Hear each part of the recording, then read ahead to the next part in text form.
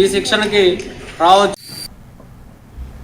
మార్కాపురం జిల్లా కనిగిరిలో దొరువు సుందరీకరణ పనులను జిల్లా కలెక్టర్ శ్రీమతి విజయ సునీత, జాయింట్ కలెక్టర్ పులి శ్రీనివాసులతో కలిసి కనిగిరి ఎమ్మెల్యే ముక్కు ఉగ్ర నరసింహారెడ్డి పరిశీలించారు.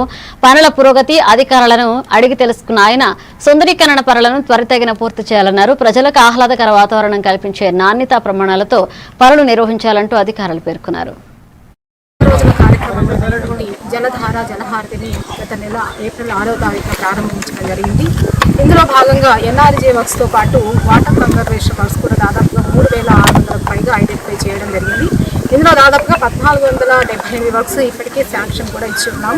ముఖ్యంగా దాదాపు 800 వర్క్స్ ఆల్రెడీ ఎగ్జిక్యూట్ కూడా అవుతున్నాయి. అందులో ముఖ్యంగా ఈరోజు కనిగిరి కాన్స్టిట్యుయెన్సీకి సంబంధించి చాలా సంతోషించదగ్గ విషయం, చాలా గొప్ప విషయం ఏంటంటే ఈ గౌరవ ఎమ్మెల్యే గారు శ్రీ డాక్టర్ ముక్కు ఉగ్ర నరసింహారెడ్డి గారు చాలా చర్యలు చేపట్టి వారు సొంత నిధులతో ఈరోజు ఈ కార్యక్రమాన్ని చేపట్టి చక్కగా ఈ కార్యక్రమాన్ని విజయవంతం చేయడం జరుగుతుంది.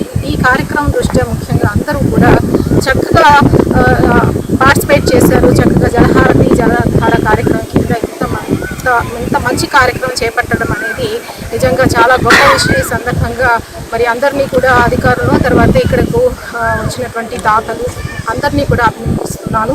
ముఖ్యంగా ఈరోజు జలధార తీర్చిదిద్దారు.